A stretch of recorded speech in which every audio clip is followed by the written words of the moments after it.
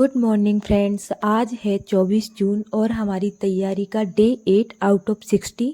Time almost 7:30 बज गए हैं और अब मैं पढ़ने बैठ जाती हूँ बढ़िया से। सबसे पहले फर्स्ट ऑफ ऑल मैं आपको पता ही है अपनी टेबल अरेंज करती हूँ। उसके बाद मैं टू डू लिस्ट बना लेती हूँ। टू डू लिस्ट सिर्फ इसलिए बनाते हैं हम, मेरी टू डू लिस्ट वैसे भी शॉर्ट एंड स्वीट रहती है, बट इसको बनाने के पीछे मेरा मोटिवेशन यही रहता है कि जब मैं हर 2-2 घंटे के स्लॉट कंप्लीट करती हूँ और उसके बाद वो कंप्लीट हो जाता है ना टास्क, और फिर उसे हम राइट चेक करते हैं तो कॉन्फिडेंस आता है कि चलो हमारा मतलब एक शिफ्ट कंप्लीट हो गई, फिर हमें दूसरी पढ़नी है, फिर हमारी मतलब मॉर्निंग की शिफ्ट के टारगेट कंप्लीट हो गए। तो ऐसे करके क्या है, एक अलग ही मोटिवेशन रहता है। और एक बात हमेशा याद रखना कि जब तक हम दूसरों को देख देख कर मोटिवेट होते रहेंगे ना, तो हमें पढ़ना मतलब पढ़ाई ना इंटरेस्टिंग नहीं लगेगी, वो एक बर्डन सा लगने लग जाएगा, जैसे टॉर्चर जैसा फील होने लग जाएगा कि इसने इतना किया है तो मुझे भी इतना करना है। ऐसा नहीं करना है। सबकी अपनी अपनी एफिशिएंसी होती है। देखो, पढ़ने वाले बच्चे कोई कोई 13 घंटे ही पढ़ते हैं, 12 घंटे ही पढ़ते हैं, बट मैंने मेरी टू डू लिस्ट उसी अकॉर्डिंग बनाई है जितनी मेरे से स्टडी होती है। मेरी स्टडी का जो मतलब एफिशिएंसी है, 100% एफिशिएंसी, वो 8 से 9 घंटे ही निकल पाती है। अब ये आज का जो कल का जो टाइमर था मैं उसे रीसेट कर देती हूँ, जिसमें आपने देख लिया होगा लगभग 8.5 घंटे ही पढ़ पाई थी मैं। ठीक है। और 8.5 घंटे में भी मतलब मैं जैसे मतलब टेबल चेयर से मैं उठती हूँ, मतलब 2 मिनट के लिए भी या 5 मिनट के लिए भी, तो मैं टाइमर को स्टॉप कर देती हूँ। क्योंकि टाइमर चलाने का मेरा मोटिवेशन बस इतना सा रहता है, मैं ये नहीं चाहती उसमें कि मेरे 13 या 14 घंटे दिखें।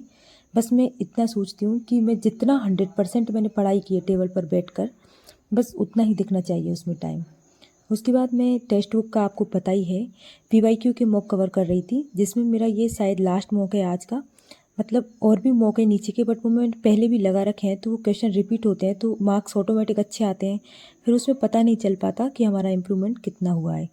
इसलिए मैं आज गाइडली का सब्सक्रिप्शन ले लूँगी। और अब गाइडली क्या है, गाइडली का जब सब्सक्रिप्शन लेते हैं ना, तो वो पुराने 2 साल के मॉक भी कवर करता है। जैसे अभी 2025 के न्यू मॉक भी देगा, उसके साथ वो 2024 के और 2023 के अवेलेबल कराएगा। यहाँ पे आप मेरे मार्क्स देख सकते हैं, इसमें तो अच्छे मार्क्स आए हैं मेरे। अब कल से पता चलेगा कल, क्योंकि गाइडली का जो लेवल है ना वो वाकई में बहुत अच्छा रहता है।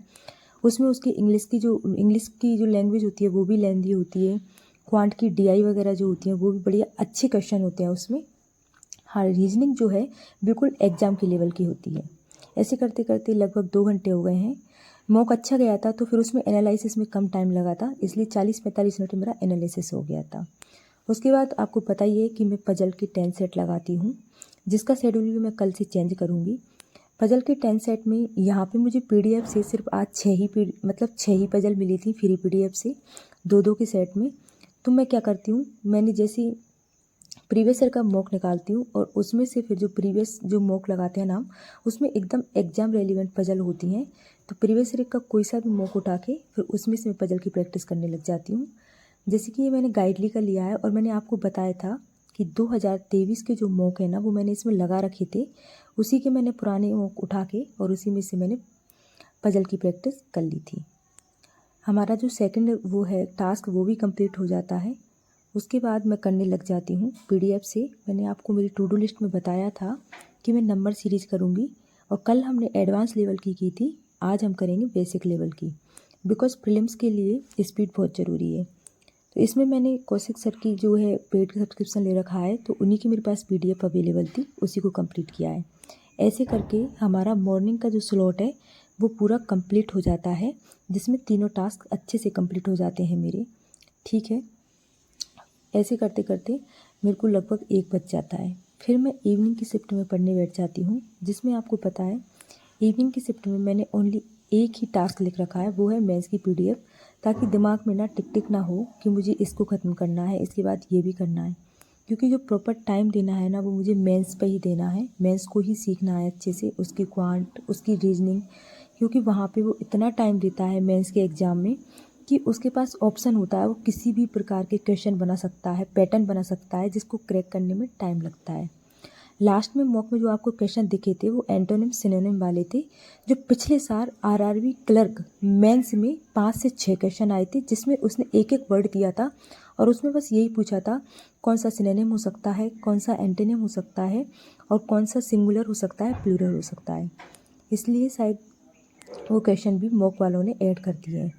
उसके बाद मैंने आपको बताया था कि एडिटोरियल पहले मैं सेल्फ रीड करती हूँ और उसके बाद मैं अनुभव सर का वीडियो देखती हूँ। अनुभव सर का वीडियो जो है मैं 2x पर ही देखती हूँ, ताकि वोकैब वगैरह जो है वो रिवाइज हो जाती है और एक समरी पता चल जाती है आर्टिकल क्या कहना चाह रहा था। ये टास्क कंप्लीट होने के बाद फिर मैं 1 घंटे का ब्रेक लेती हूँ और उस जो भी मैंने आपको टाइमर में दिखा दिया था, अभी चाहे तो आप बैक करके देख सकते हैं। फिर मैं करंट अफेयर्स पढ़ूँगी जब तक मुझे नींद नहीं आ जाती, चाहे वो 11 बज जाएँ या फिर 12 बज जाएँ। करंट अफेयर्स में मैंने डेली करंट अफेयर्स करती हूँ, उसके बाद फिर एक्स्ट्रा टाइम में मैं PDF कवर करती हूँ।